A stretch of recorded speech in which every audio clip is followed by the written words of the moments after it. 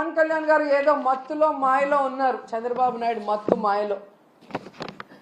కనీసం దావోస్కి మిమ్మల్ని తీసుకెళ్ళలేదు అంటే మీరు వెళ్తే పెట్టుబడులు రావని మిమ్మల్ని తీసుకెళ్లేదా పవన్ కళ్యాణ్ గారు?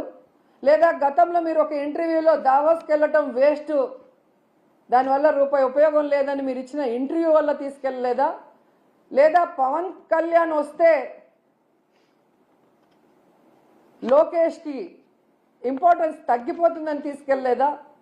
ఇది మాకు చెప్పకపోయినా పర్లేదు, కనీసం పవన్ కళ్యాణ్కి జనసేన కూలీలకి చెప్పాల్సిన అవసరం ఉందని కూడా ఈ సందర్భంగా తెలియజేసుకుంటున్నా.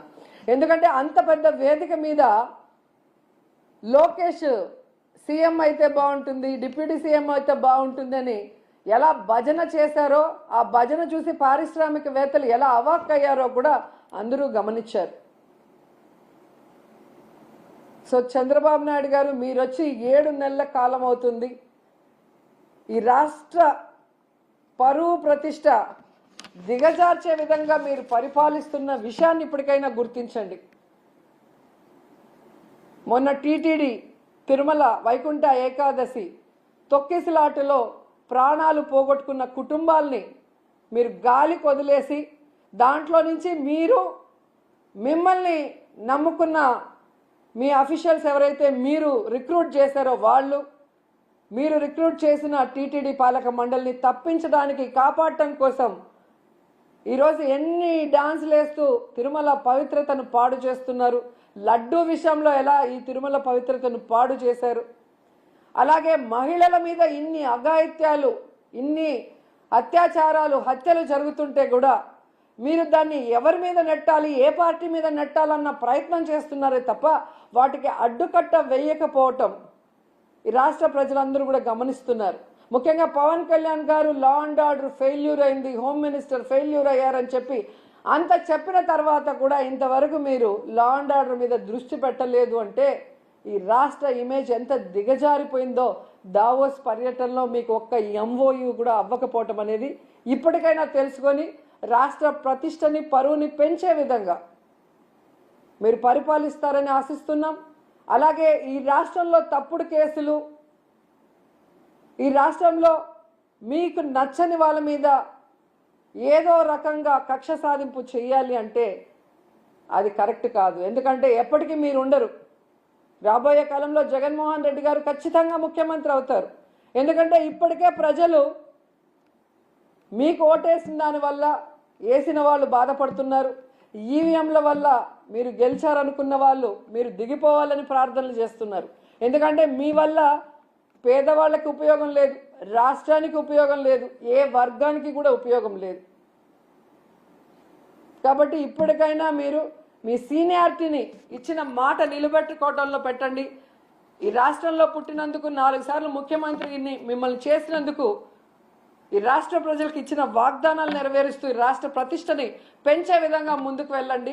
ఇప్పటికైనా అబద్ధాలు చెప్పడం మానేయండి అని కూడా ఈ సందర్భంగా తెలియజేసుకుంటూ, నిజంగా ఈరోజు ఒక్క ఎంఓయూ కూడా జరగకుండా వీళ్ళు తిరిగి రావటం వీళ్ళకి సిగ్గు అనిపించడం లేదేమో కానీ ఈ రాష్ట్రంలో ఉన్న ఒక ప్రజల్లాగా, అంటే ఒక ఓటర్ లాగా లేదా ఒక లీడర్ లాగా మేమైతే పక్క రాష్ట్రాల వాళ్ళ ముందు మొహం చూపించలేక సిగ్గుపడుతున్నాం.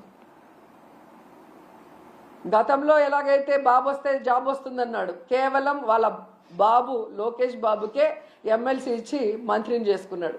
ఇప్పుడు 20 లక్షల మంది అబ్బాయిలకంతా ఉద్యోగం ఇస్తాం లేదా నిరుద్యోగ భృతి ఇస్తామన్నారు. 7 నెలలు అయింది, ఒక ఉద్యోగం లేదు, నిరుద్యోగ భృతి లేదు. మళ్ళీ వాళ్ళ కొడుకు లోకేష్ బాబుకు మాత్రమే మంత్రిగా ఉద్యోగం ఇచ్చారు. సో ఈ రాష్ట్ర ప్రజలు బాగా గమనించండి. మీకు మంచి చేసిన వాళ్ళని, మీకు మంచి చేయాలని తాపత్రయపడే వాళ్ళని ఇప్పటికైనా గుర్తించి ఇలాంటి కూటమి నాయకులు చెప్పే అబద్ధాలకి, కుట్రలకి, కుతంత్రాలకి మీరు నమ్మి బలం వద్దని కూడా అందరికీ కోరుకుంటున్నాను.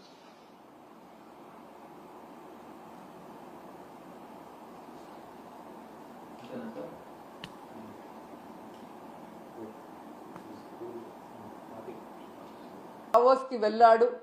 ఈ రాష్ట్రానికో, రాష్ట్ర ప్రజలకో, ముఖ్యంగా రాష్ట్ర యువతకో ఉపయోగపడే విధంగా ఏది చేయాలన్న ఆలోచన లేదు అనేది ఈ పర్యటనతో అందరికీ అర్థమైపోయింది.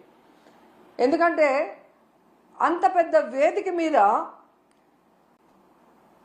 సీఎం చంద్రబాబు నాయుడు గారు మా రాష్ట్ర ఆర్థిక వ్యవస్థ చితికిపోయింది, చాలా పేద రాష్ట్రంగా మేము మిగిలిపోయాం అని అంత పెద్ద వేదిక మీద చెప్తే ఏ పారిశ్రామికవేత్త వచ్చి ఇన్వెస్ట్ చేస్తాడు? అసలు ఎందుకు అలాంటి మాటలు మాట్లాడాల్సి వస్తుందో నాకు అర్థం కావట్లేదు.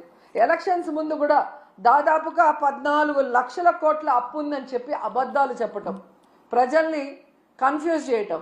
తీరా మొన్న అసెంబ్లీలో చూస్తే బడ్జెట్ డాక్యుమెంట్స్లో 6.5 లక్షల కోట్లు మాత్రమే అప్పు ఉంది అని చెప్తారు. రాష్ట్రం విడిపోయాక నువ్వే కదా మొదట ముఖ్యమంత్రిగా 5 సంవత్సరాలు ఉన్నావు. నువ్వు ఎంత అప్పు చేసి దిగిపోయావు, 5 ఏళ్లలో మేము ఏం చేసామో చెప్పాలి కదా జనాలకి. కానీ బయట ఒకటి లోపల ఒకటి మాట్లాడటం. ఏదైతే ఆంధ్రప్రదేశ్లో అబద్ధాలతో కట్టుకథలతో పచ్చ మీడియాతో ప్రజల్ని మభ్యపెట్టారో అదే విధంగా దావోస్లో కూడా మీరు మభ్య పెట్టాలన్న ప్రయత్నం ఈరోజు పెట్టుబడిదారులు పారిపోవడానికి కారణం కాదా చంద్రబాబు నాయుడు, లోకేష్ అని నేను అడుగుతున్నా. ముఖ్యంగా జగన్ గారు ముఖ్యమంత్రిగా ఉన్నప్పుడు దావోస్కి వెళ్తే ఏ విధంగా 1,26,000 కోట్ల రూపాయలకి ఎంఓఎలు చేసుకొచ్చారో మనం అందరం కూడా కళ్ళారా చూసాం. అలాగే విశాఖలో గ్లోబల్ ఇన్వెస్ట్మెంట్ సమ్మిట్ ఏర్పాటు చేసి 13.5 లక్షల కోట్ల రూపాయలకి ఎంఓయూలు చేయడం మీ అందరూ కూడా గమనించారు ఈ రాష్ట్ర ప్రజలు. ఎందుకు ఇది చెప్తున్నానంటే ఈ నెలలో సాక్షాత్తు ప్రధానమంత్రి గారు శంకుస్థాపన చేసిన 1,85,000 కోట్ల గ్రీన్ ఎనర్జీ ప్రాజెక్ట్ని ఆ రోజు విశాఖ గ్లోబల్ సమ్మిట్లో జగనన్న తీసుకువచ్చిన విషయం ఈ రాష్ట్ర ప్రజలకు ఇంకా గుర్తుందని నేను అనుకుంటున్నా. అలాగే ప్రధానమంత్రి గారు శంకుస్థాపన చేసిన బల్క్ డ్రగ్ ప్రాజెక్ట్ కూడా జగనన్న ముఖ్యమంత్రిగా ఉన్నప్పుడు ఇతర రాష్ట్రాలతో పోటీ పడి తీసుకొచ్చింది.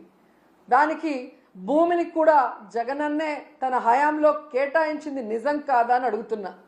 సో జగనన్న తీసుకొచ్చినవి మీ గొప్పతనంగా ప్రధానమంత్రి గారిని పిలిపించి మొన్న హడావిడి చేశారు తప్ప మీ పరిపాలన చూసి మిమ్మల్ని చూసి ఒక్క ప్రాజెక్ట్ అయినా, ఒక్క పారిశ్రామికవేత్త, ఒక్క పెట్టుబడి అయినా పెట్టాడని నేను అడుగుతున్నాను.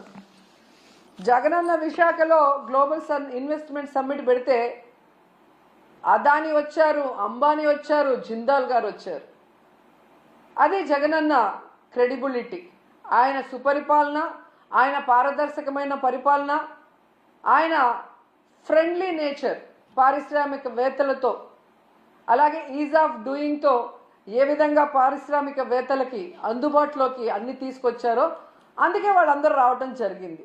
కానీ మీరు మీ హయాంలో ఒక్కరంటే ఒక్కరు రావటానికి భయపడుతున్నారు అంటే దానికి కారణం మీ అరాచక రెడ్ బుక్ పాలన కాదా అని నేను అడుగుతున్నాను.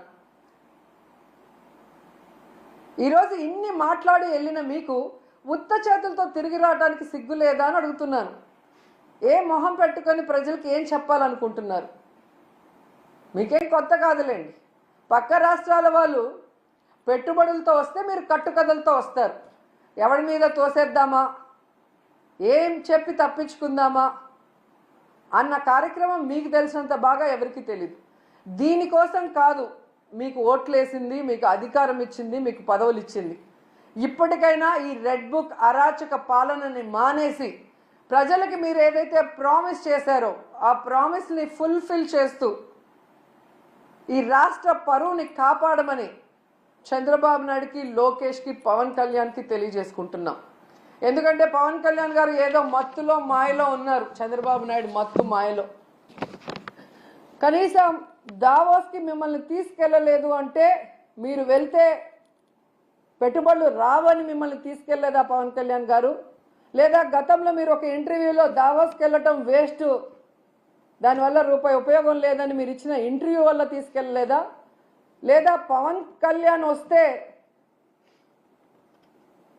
లోకేష్కి ఇంపార్టెన్స్ తగ్గిపోతుందని తీసుకెళ్ళలేదా? ఇది మాకు చెప్పకపోయినా పర్లేదు, కనీసం పవన్ కళ్యాణ్కి జనసేన కూలీలకి చెప్పాల్సిన అవసరం ఉందని కూడా ఈ సందర్భంగా తెలియజేసుకుంటున్నా. ఎందుకంటే అంత పెద్ద వేదిక మీద లోకేష్ సీఎం అయితే బాగుంటుంది, డిప్యూటీ సీఎం అయితే బాగుంటుందని ఎలా భజన చేశారో, ఆ భజన చూసి పారిశ్రామికవేత్తలు ఎలా అవాక్కయ్యారో కూడా అందరూ గమనించారు.